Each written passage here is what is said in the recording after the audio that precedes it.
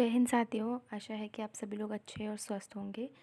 तो जैसा कि आप लोग जानते हैं कि हमारा जो है ब्रह्मास्त्र जो सेशन सीरीज़ है वो स्टार्ट हो गई है, जो कि आपके सारे कॉलेजेस, जैसे कि आप देख सकते हैं, सारे कॉलेजेस के लिए ओवरऑल प्रिपरेशंस है, जिससे आप तैयार कर सकते हैं अपना किसी भी एंट्रेंस एग्ज़ाम के लिए।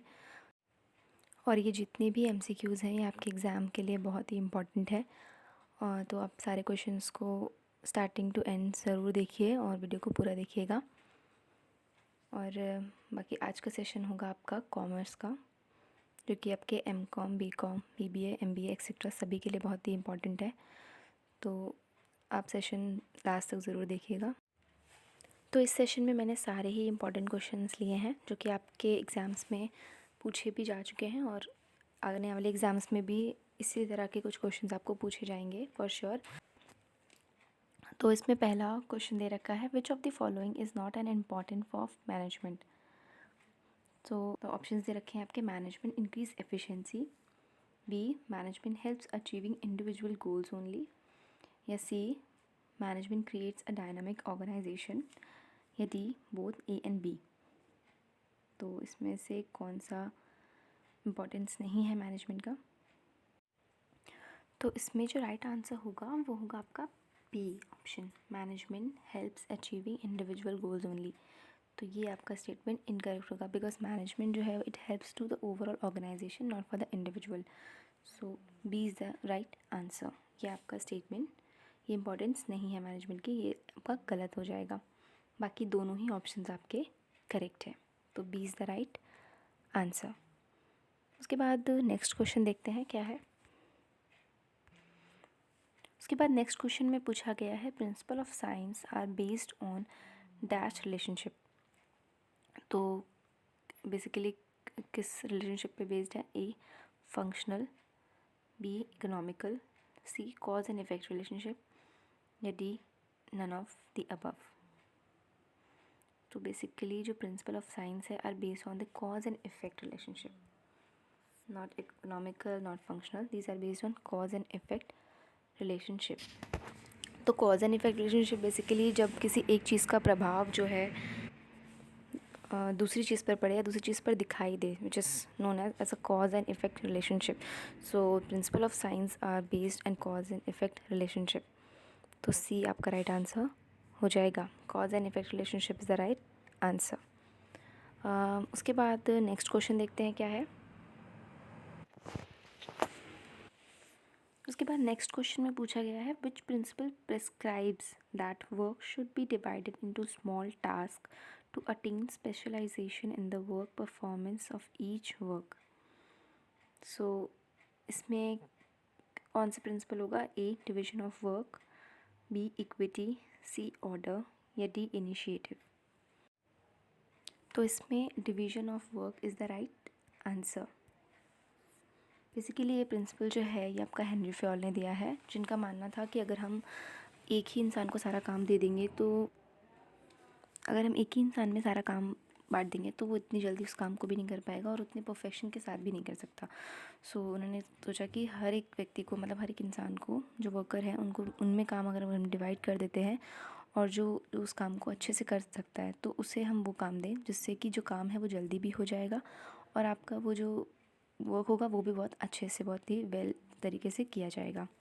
तो बेसिकली डिवीजन ऑफ वर्क जो है ये हेनरी फ्योल का दिया हुआ है, तो इससे इसका राइट आंसर हो जाएगा डिवीजन ऑफ वर्क। तो इसमें ए इज़ द राइट आंसर। उसके बाद नेक्स्ट क्वेश्चन देखते हैं हम। नेक्स्ट क्वेश्चन में पूछा गया है, management principles are not as dash as principle of pure science. तो इसमें ऑप्शंस दे रखे हैं, A flexible, B dynamic, C rigid, या डी फ्लक्चुएट। तो इसमें management principles are not as rigid principles of as pure science. तो इसमें C rigid principle as the right answer. So basically जो मैनेजमेंट प्रिंसिपल्स हैं are not as rigid as principle of pure, तो इसमें C rigid is the right answer. तो next question में पूछा गया है कि जो स्कोप ऑफ डिसेंट्रलाइजेशन है is more in which organisation. So a small organisation, b big organisation, c both A and b दोनों में ही, या फिर डी नन ऑफ दीज। तो बेसिकली जो स्कोप ऑफ डिसेंट्रलाइजेशन होता है is more in big organisation rather than small. तो इसमें b big is the right answer. तो बिग आपका सही उत्तर हो जाएगा। उसके बाद नेक्स्ट क्वेश्चन पर आते हैं। नेक्स्ट क्वेश्चन में दिया गया है principle of scientific managements are universally applicable. ये बताना है ये जो स्टेटमेंट दिया है वो सही है, गलत है, या कांट से एनीथिंग, और या फिर पार्शली ट्रू है, यानी थोड़ा बहुत सही है। मतलब कुछ हद तक आप कह सकते हो कि हाँ ये सही स्टेटमेंट है, दिस इज़ पार्शली ट्रू। तो ये स्टेटमेंट जो होगा आपका ये फॉल्स होगा। जो प्रिंसिपल ऑफ साइंटिफिक मैनेजमेंट है that they are not universally applicable, so this is the false statement, it's considered as your false statement. तो ये आपका गलत हो जाएगा, this is the wrong statement.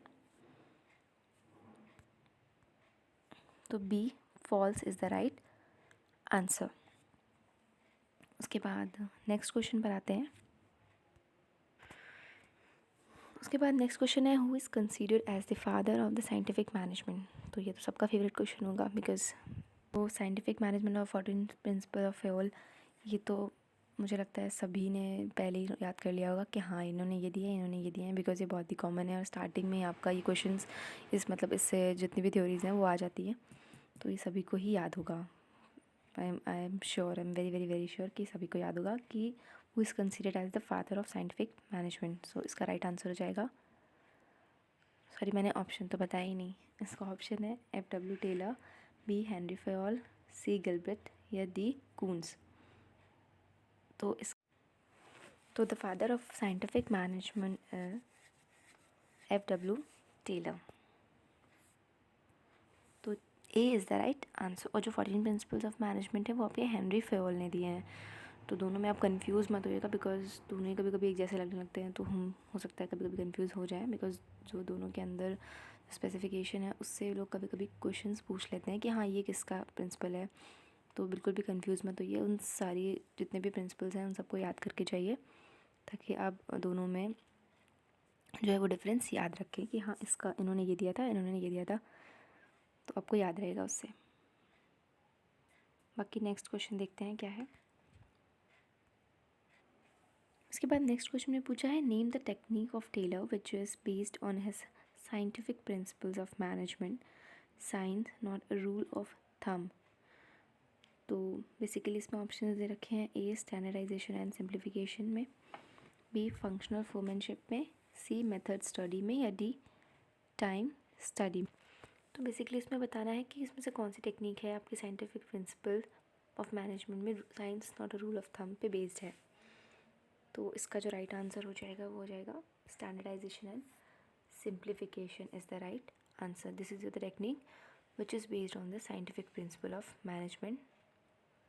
तो ए स्टैंडर्डाइजेशन एंड सिंप्लीफिकेशन आपका right answer हो जाएगा, A is the right answer. Next question है आपका use of plastic polythene is abandon by a company to package its product, so which objective is being achieved in this statement.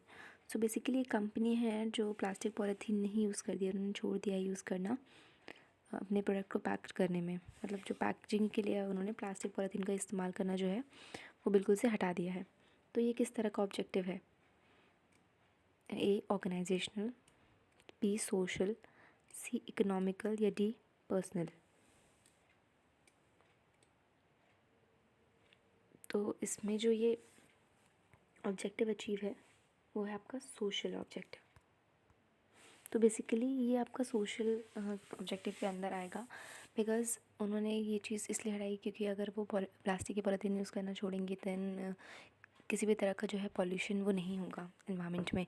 तो इससे लोगों के अंदर कोई मतलब लोगों को कुछ भी हार्म नहीं करेगा। तो ये दिखाने के लिए उन्होंने ये जो है ये चीज़ें जो है हटाई हैं, जिससे कि वो सोशली इम्पैक्ट कर रही है लोगों पर। तो this is considered as your social objective. तो B is the right answer, social is the right answer हो जाएगा।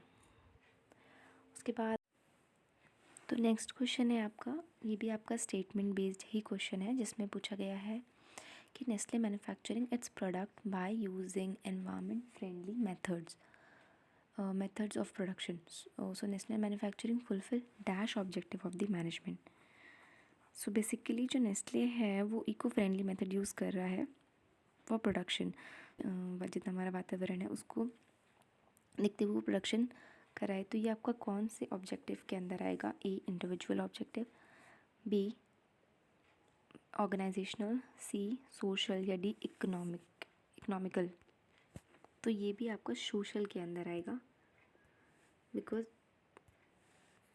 It is related to the overall लोगों के बारे में सोचना, यानी इको फ्रेंडली मेथड्स यूज़ करना, ताकि किसी भी तरह का जो है जो वातावरण है वो मतलब अब किसी भी तरह का हार्म ना हो। तो ये भी आपका एक सोशल फैक्टर हो जाएगा। तो C social is the right answer, मतलब ओवरऑल लोगों के लिए कंसीडर कर रहा है, तो this is your social factor. तो social is the right answer, मतलब किसी भी तरह का एनवायरनमेंट में किसी भी तरह की प्रॉब्लम ना आए, कोई भी समस्या ना आए इन फ्यूचर। सो इस तरह का वो मेथड यूज़ करा है अपने प्रोडक्शन में। तो C social is the right answer हो जाएगा। तो बी सोशल आपका राइट आंसर हो जाएगा। तो कोई भी कंपनी अगर कुछ भी प्रोडक्ट बना रही है, कोई भी मैन्युफैक्चरिंग कर रही है, तो सबसे पहले वो ये देखती है कि किसी भी तरह का एनवायरनमेंट में कोई प्रॉब्लम ना हो, लोगों को उस चीज़ से कोई दिक्कत ना हो, मतलब ओवरऑल जो है जितनी भी चीज़ें रहती हैं वो इको फ्रेंडली रहती हैं। तो this is under your social factor. तो बी बेसिकली बी आपका सही आंसर हो जाएगा। उसके बाद नेक्स्ट क्वेश्चन देखते हैं। तो नेक्स्ट क्वेश्चन है आपका, ये भी आपका स्टेटमेंट वाइज ही क्वेश्चन है। इसमें पूछा गया है the trend of a yoga as a result of COVID-19 relates to which environment of business. तो इसमें ऑप्शन दे रखे हैं, A social, B political, C technological या डी लीगल। तो this is also under your social environment. तो basically ये आपका सोशल एनवायरनमेंट के अंदर आ जाएगा, एक सामाजिक वातावरण के अंदर आएगा। इसमें किसी भी तरह का पॉलिटिकल या टेक्नोलॉजिकल या लीगल फैक्टर नहीं इन्वॉल्व है। This is your social environment of business. तो बेसिकली जब कोविड का टाइम था तो ज़्यादातर लोगों को हेल्दी रहने के लिए और हेल्दी डाइट लेने के लिए बोला गया था, योगा करने के लिए बोला गया था। तो this is for the people. So A is the right, social is the right answer. तो आज के सेशन के लिए बस इतने ही क्वेश्चन थे विच इज़ इम्पॉर्टेंट। अगर आपको ऐसे ही स्टेटमेंट वाले क्वेश्चन है, मतलब आपको और भी क्वेश्चन ऐसे चाहिए, तो डू कमेंट, आप बताइएगा। मैं ज़रूर आगे से जितने भी हैं आपके स्टेटमेंट वाले क्वेश्चन वो लेकर आऊँगी, और बाकी ज़्यादा से ज़्यादा मैक्सिमम के क्वेश्चन कवर अप करवाने की पूरी कोशिश करूँगी।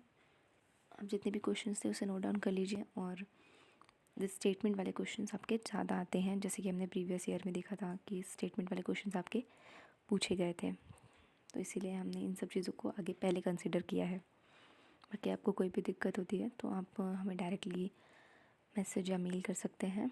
बाकी इंस्टाग्राम और टेलीग्राम पे भी हमें जो है आप कोई भी क्वेश्चन जो है क्वेरी वो है पूछ सकते हैं। बाकी ऑल ओवर आपको सेशन कैसा लगा, do like share and subscribe. Bye bye, take care.